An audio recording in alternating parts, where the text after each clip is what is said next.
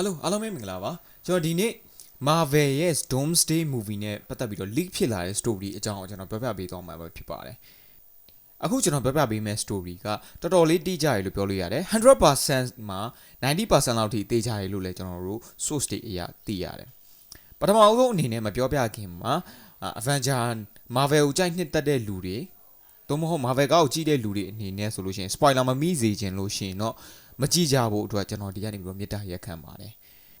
ကဲဝန်နေပြီးသွားပြီဆိုတော့ကျွန်တော်စာပြီးတော့ပြောပြပါတော့မယ် Avenger Doomsday ကိုဖြစ်လာစေတဲ့တခုတည်းသောအကြောင်းအရင်း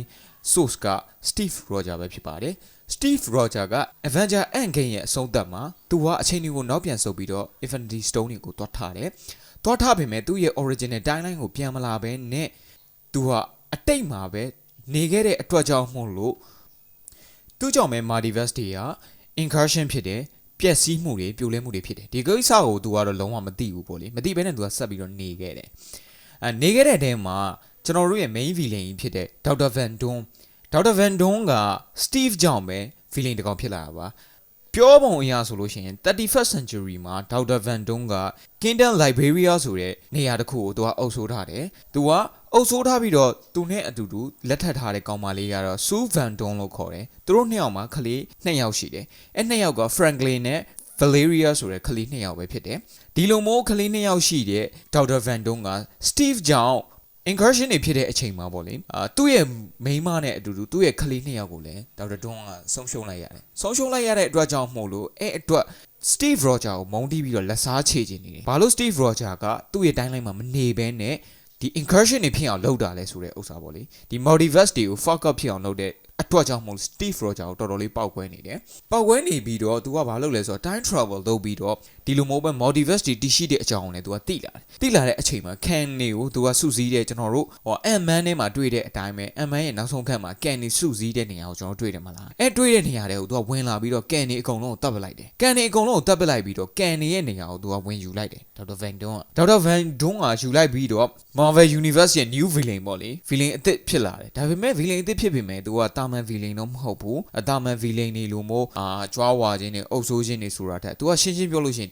်ခုတည်တော့သူ့ရဲ့ရည်ရွယ်ချက်က multiverse တွေမရှိတဲ့ကမ္ဘာတစ်ခုကိုသူက Battle World လို့နာမည်ပေးပြီးတော့တိစောက်ချင်တယ်အဲ့ဒီကမ္ဘာမှာမှတခြားကမ္ဘာလူတွေတေးအကုန်လုံးပျက်စီးပြီးတော့သူတို့ကမ္ဘာတစ်ခုတည်းတည်ရှိရမယ်ဆိုတဲ့ရည်ရွယ်ချက်နဲ့သူကတိစောက်ချင်တယ်ကျွန်တော်တို့ movie ရဲ့အစမှာတော့ Tobey Maguire Spider-Man အကြောင်းကိုစပြီးတော့ပြတယ်။အဲ Spider-Man က incursion ဖြစ်တဲ့အတွက်ကြောင့်မို့လို့ဘယ်အရာဝတ္ထုမှကယ်လို့မရဘဲနဲ့ universe တစ်ခုလုံးပြတ်သုံးသွားတယ်ဆိုတဲ့ကိစ္စကိုပြတယ်။အဲ့ဒီမှာ Spider-Man ကလည်းလုံးဝ Tobey Maguire ရဲ့ Spider-Man ကလည်းကယ်လို့မရဘူး။ကယ်လို့မရတဲ့အချိန်မှာ TVA က Tobey Maguire ရဲ့ Spider-Man ကိုလာပြီးတော့ခေါ်သွားတယ်။ခေါ်သွားတဲ့အချိန်မှာဘယ်လိုဖြစ်လဲဆိုတော့ဒါကတော့ပြောချင်တဲ့အချက်ကဒီ incursion တွေဖြစ်တဲ့အချိန်ကြလို့ရှိရင်ဘယ် super hero မှကယ်လို့မရဘူးဆိုတဲ့အရာဝတ္ထုကိုပြကျင်တာလည်းဖြစ်ကောင်းဖြစ်နိုင်တယ်ပထမအဦးဆုံးဘိုင်းမှာတင်ကဘာပြက်တဲ့အပိုင်းကိုပြတဲ့အတွက်ကြောင့်မို့ Doomsday ကဘယ်လောက်ထိကြီးမားလဲဆိုတဲ့ဥစ္စာကိုသူကပြကျင်တဲ့ပုံစံနဲ့အနေထားလေးရှိရပေါ့လေဒါကြောင့်မို့လို့ Dr. Dooms ကလည်းဒီလိုမျိုး incursion တွေမဖြစ်တဲ့ကဘာတစ်ခုတိစောက်ချင်တဲ့ပုံစံအနေထားရှိတယ်အဲ့အတွက်ကြောင့်မို့လို့ဒီဇလန်းမှာကြည်ချင်းအပြင်ဘယ်လိုဖြစ်လာနိုင်လဲဆိုလို့ရှိရင်hero တွေကလည်းအယူအဆတွေပြောင်းလဲနိုင်တယ် villain တွေနဲ့ hero တွေနဲ့ဗပြောင်းနိုင်တယ်လို့လည်းသူကပြောတယ်ပြောတဲ့အတွက်ကြောင့်မို့လို့ဘာဖြစ်လဲဆိုတော့ Dr. Dooms ကတာမန် villain နဲ့မတူဘဲနဲ့ဖြစ်ရဲ့တစ်ခုကိုမူတည်ပြီးတော့ပြောင်းလဲနေတဲ့ဇက်ကောင်ဖြစ်တဲ့အတွက်ကြောင့်မို့လို့ဘာဖြစ်လဲဆိုတော့သူနဲ့စိတ်ခံစားချက်တူညီတဲ့လူကသူ့ရဲ့ဘက်တော်သားတွေအဖြစ်နဲ့ဖြစ်လာနိုင်တယ်ဆိုပြီးတော့လည်းဇလန်းကညွှန်ပြထားတယ်ပေါ့လေโอเคဆက်လက်ပြီးတော့ तू ကဒီလိုဖြစ်လာနိုင်တဲ့အကြောင်းအရာတွေကို तू ကယုံကြည်ရလောက်တဲ့အနေအထားနဲ့ယုံကြည်ရလောက်တဲ့လူစီကနေမှစကားပြောတော့မှ hero တွေကလက်ခံမှာဖြစ်တယ်အဲ့တော့ तू ကဘာအဖြစ်နဲ့ဟန်ဆောင်ထားလဲဆိုတော့ Tony Stark အဖြစ်နဲ့ဟန်ဆောင်ထားတယ် Iron Man Tony Stark အဖြစ်နဲ့ဟန်ဆောင်ထားပြီးတော့အသက်ရှင်လာတဲ့ပုံစံလိုမျိုးဗျာတခြားကဘာကနေပြီးတော့ Tony Stark ကရောက်လာတဲ့ပုံစံနဲ့ဟန်ဆောင်ထားပြီးတော့ तू က hero တွေကိုတင်းသွင်းတယ်သူဒီဥစ္စာကိုလုပ်တဲ့ဥစ္စာရည်ရွယ်ချက်ရှိပါတယ်ပေါ့လေဘာညာတရကာဆိုပြီးတော့တင်းသွင်းတဲ့အကြောင်းမို့ Tony Stark ကိုလည်းတော်တော်များများလည်းယုံကြည်ကြ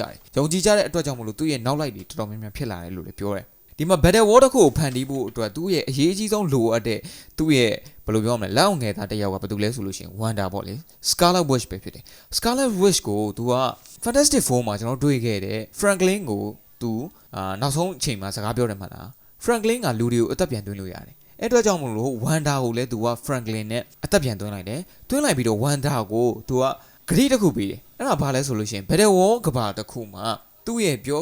ခိုင်းသမျှလိုက်လုပ်ပေးမယ်ဆိုလို့ရှိရင်သူ့မိသားစုအကောင်လုံးပြန်ပေးမယ်လို့ပြောတယ်သူ့ရဲ့ကလေး2ယောက်လေအဲ့ကလေး2ယောက်ကိုပြန်ပေးမယ်ဆိုပြီးတော့ဂရိပေးထားတဲ့အတွက်ကြောင့်မလို့ဝန်တာကဗန်ဒွန်းရဲ့ဒေါက်တာဒွန်းရဲ့လက်အောက်ခံအဖြစ်သူရောက်ရှိသွားတယ်ရောက်ရှိသွားပြီးတော့တခြားကဘာတွေအတီးတီးကိုလို့မို့သူတို့ကတက်ပစ်တယ်ပေါ့လေအဲ့ထဲမှာတက်ပစ်တဲ့ထဲမှာနောက်ဆုံးကြံခဲ့တဲ့ကဘာတွေကကြတော့ Marvel 616ပါရဲ့ Fantastic Four ရှိတဲ့828ကဘာရဲ့နောက်တစ်ခုကကျတော့ X-Men တွေရှိတဲ့1005ဆိုတဲ့ကဘာရဲ့အဲ့ကဘာတွေပဲကြံခဲ့တယ်ကဘာ3ခုပဲကြံခဲ့တယ်ဒီလိုကြံခဲ့တဲ့အချိန်မှာ Magneto တွေ X-Men တွေကိုကြတော့ဘလို့တွတ်သွင်းလဲဆိုလို့ရှိရင် Magneto ကိုလည်းသူတို့ Battle War ကဘာအစ်စ်မှာ Mutant တွေအတွက် Nation တစ်ခုအဖြစ်နဲ့ဖန်တီးပေးမယ်ပေါ့လေ Mutant တွေပဲနေထိုင်လို့ရမယ်နိုင်ငံတစ်ခုအဖြစ်နဲ့သတ်မှတ်ပေးမယ်အဲ့အတွက်ကြောင့်မို့လို့ဒေါက်တာဒွန်းစ်ရဲ့စီယုံမှုမက်ဂနီတိုကကြိုက်ပြီးတော့ဒေါက်တာဒွန်းစ်ရဲ့လက်အောက်ကိုရောက်သွားတယ်။သူကပြောရမယ်ဆိုလို့ရှိရင်ဗျာဒေါက်တာဒွန်းစ်ကဗီလင်အဖြစ်နဲ့လုံးဝမနေဘူး။သူကဟီးရိုးအဖြစ်နဲ့လူတွေကိုတတ်မှတ်လောက်မဲ့အရာဝတ္ထုတစ်ခုပေးမယ်ဆိုပြီးတော့ဂရိတွေပေးပြီးတော့သူ့ရဲ့လက်အောက်ဖြစ်နဲ့သွင်းတယ်။သွင်းတဲ့အကြောင်းမို့တော်တော်များများလည်းဂျုံကြည်ကြတယ်ဗျာ။သူ့ကိုဟီးရိုးလို့လည်းအကုန်လုံးကလည်းထင်ကြတယ်။ဒါပေမဲ့ဇလန်80ရာခိုင်နှုန်းလောက်အထိဒီကောင်ဟီးရိုးအဖြစ်နဲ့နေမယ်လို့ပြောတယ်။ပြီးတော့မှဒီကောင်ဗီလင်ဖြစ်မယ်ဆိုတော့အားလုံးသိကြမယ်လို့လည်းသူကပြောထားတယ်။လိုကီကိုကြတော့သူကဘယ်လိုလုပ်လဲဆိုလို့ရှိရင်လိုကီကအချိန်တွေအားလုံးကြည့်နေတယ် story အားလုံးကြည့်တဲ့အတွက်ကြောင့်မို့လိုကီကိုကြတော့သူကအချိန်ရဲ့နောက်ဆုံးမှာတွားပြီးတော့ပိတ်ထားတယ်လို့ပြောတယ်ဘယ်လိုပိတ်လဲတော့ကျွန်တော်မသိဘူးပေါ့လေလိုကီက TVA ကိုခဏထွက်သွားတဲ့အချိန်မှာ TVA ကနေပြီးတော့အဲ့လိုမျိုးသူတီရှိနေတဲ့အဲ့လိုမျိုးသူ့ရဲ့ကော့ချဲလေးတိလားကော့ချဲကနေပြီးတော့သူခဏထွက်သွားတဲ့အချိန်မှာဒေါက်တာဒွန်းစ်ကသူမရှိတဲ့အချိန်မှာ TVA ကိုဝင်ပြီးတော့ TVA မှာရှိတဲ့လူတွေအားလုံးကိုတပ်ပစ်လိုက်တယ်လို့ပြောတယ်တက်ပြစ်လိုက်တဲ့အချိန်ပြောလို့ရှိရင် TVA ကိုလည်းဒေါက်တာဒွန်းစ်ကအပိုင်သိမ်းလိုက်တယ်လို့လည်းပြောတယ်